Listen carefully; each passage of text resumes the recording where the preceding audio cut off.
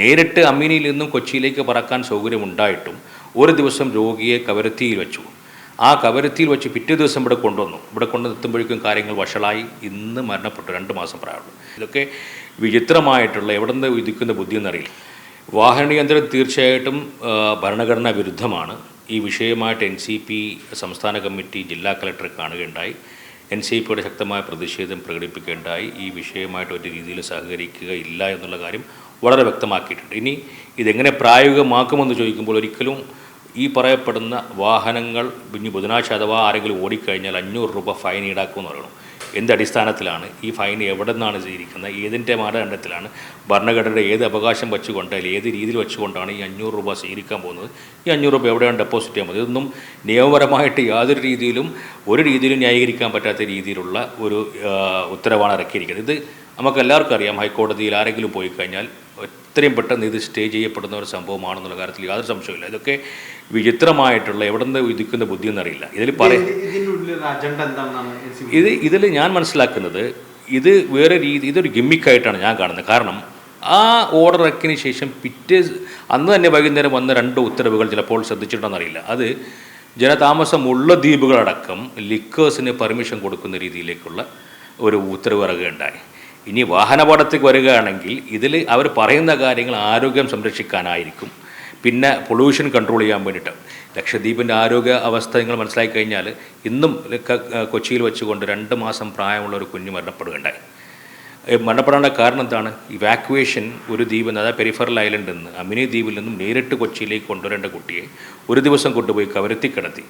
കവരത്തി കിടത്തണമെങ്കിൽ കവരത്തിയിൽ എന്തെങ്കിലും അതുമായി സ്പെഷ്യലിസ്റ്റ് ഡോക്ടർമാരും കാര്യങ്ങളും ശുശ്രൂഷിക്കാൻ പറ്റുന്ന സാഹചര്യം ഉണ്ടെങ്കിൽ കുഴപ്പമില്ല. നേരിട്ട് അമീനിയിൽ നിന്നും കൊച്ചിയിലേക്ക് പറക്കാൻ സൗകര്യമുണ്ടായിട്ടും ഒരു ദിവസം രോഗിയെ കവരത്തിയിൽ വെച്ചു.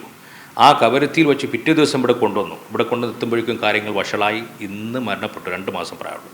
ഈ ഹെലികോപ്റ്റർ സർവീസുകളൊന്നും തന്നെ പ്രോപ്പറായിട്ട് ലക്ഷദ്വീപ് അഡ്മിനിസ്ട്രേഷൻ നടത്താൻ പറ്റുന്നില്ല. എന്തിനേറെ പറയണം, എമർജൻസിക്ക് വേണ്ടിയുള്ള ഹെലികോപ്റ്റർ ഉപയോഗിച്ചുകൊണ്ട് ഭരണത്തലവൻ ശബരിമലയിലേക്ക് പോകുന്ന സാഹചര്യത്തിലാണുള്ളത്. ആ വിഷയം ഒന്ന് കിടക്കുന്നു. രണ്ടാമതായിട്ട് ഇന്ന് ലക്ഷദ്വീപിൻ്റെ ആശുപത്രികളിൽ 35ഓളം സ്പെഷ്യലിസ്റ്റ് ഡോക്ടർമാർ സേവനമനുസരിച്ച ആശുപത്രികളിൽ ഇന്ന് കഷ്ടിച്ച് 5-10 സ്പെഷ്യലിസ്റ്റ് ഡോക്ടർമാരെ കിട്ടിയെങ്കിൽ ഭാഗ്യം. മരുന്നുകളുടെ ദൗർലഭ്യം ഇതൊക്കെ ഉണ്ടായിട്ടും ആരോഗ്യം മെച്ചപ്പെടുത്താൻ ഒരു ദിവസം സൈക്കിൾ ഓടുന്നു എന്ന് പറയുന്നത് ഒരിക്കലും ഉൾക്കൊള്ളാൻ പറ്റുന്ന കാര്യമില്ല. രണ്ടാമത്തെ പൊല്യൂഷന് വേണ്ടിയിട്ട് ഇന്ന് ലോകത്തിൽ തന്നെ ഏറ്റവും കൂടുതൽ പൊല്യൂഷൻ കുറഞ്ഞ സ്ഥലമുണ്ടെങ്കിൽ ലക്ഷദ്വീപ് മാത്രമാണ്. അപ്പോൾ ഇതൊക്കെ വെറും ഗിമ്മിക്കാണ്. വേറെ ചില വലിയ നിഗൂഢമായിട്ടുള്ള കാര്യങ്ങൾ പുറത്തിറക്കാൻ വേണ്ടിയിട്ടുള്ള നിഗൂഢമായിട്ടുള്ള തന്ത്രത്തിൻ്റെ ഭാഗമാണ് ഈ വെഹിക്കിൾ ഡേ എന്ന് കാണാൻ പറ്റുന്നത്. ഇത് ഹൈക്കോടതി പോലെ ഉറപ്പായിട്ടും സ്റ്റേ കിട്ടുന്ന ഒരു കാര്യമാണ്. അത് വക്കീലന്മാർ അതിൻ്റെ പണിയിൽ പോവായിരിക്കും. രണ്ടാമത്തെ വിഷയം ഇതിൻ്റെ പിന്തുടർച്ചയായിക്കൊണ്ട് ലിക്കറിൻ്റെ പെർമിഷൻ.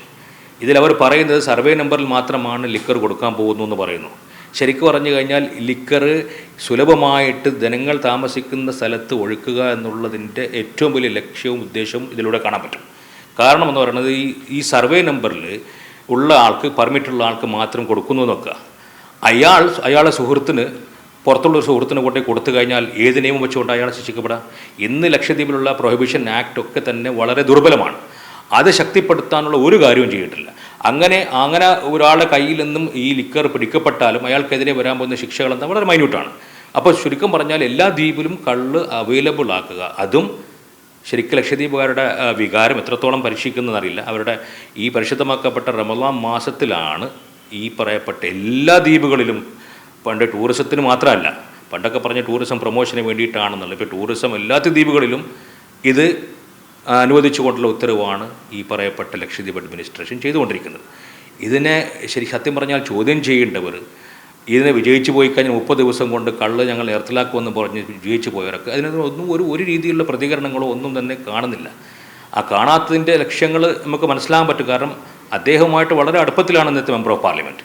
അദ്ദേഹം വിജയിച്ചു കഴിഞ്ഞപ്പോൾ അദ്ദേഹം പോയിട്ടും ആ അഡ്മിനിസ്ട്രേറ്ററെ ഷോളിട്ട് അണിയിക്കുകയും അദ്ദേഹത്തിൻ്റെ ഈ പറയപ്പെടുന്ന പല പരിപാടികളിലും പങ്കെടുക്കുകയും വളരെ നല്ല രീതിയിൽ ബന്ധം പുലർത്തുകയും നമ്മളൊക്കെ വളരെ വലിയ പ്രതീക്ഷയിലായിരുന്നു ഇതൊക്കെ വിഡ്രോ ചെയ്യുമെന്നുള്ളതും. പക്ഷേ 30 ദിവസം കൊണ്ട് കള്ള് വിഡ്രോ ചെയ്യാൻ പോയിട്ട് ഇപ്പം ഇനി എല്ലാ ദ്വീപിലേക്കും കള്ളെത്തുന്ന സാഹചര്യത്തിലാണ് ഈ അഡ്മിനിസ്ട്രേഷൻ നീങ്ങിക്കൊണ്ടിരിക്കുന്നത്. അതിനെതിരെ വലിയ രീതിയിലുള്ള പ്രതികരണങ്ങളൊന്നും തിരഞ്ഞെടുക്കപ്പെട്ട മെമ്പർ ഓഫ് പാർലമെൻറ്റ് ഭാഗത്തുനിന്ന് കാണുന്നില്ല. വളരെ സങ്കടകരമായിട്ടുള്ള അവസ്ഥയാണ് ലക്ഷദ്വീപ് നീങ്ങിക്കൊണ്ടിരിക്കുന്നത്.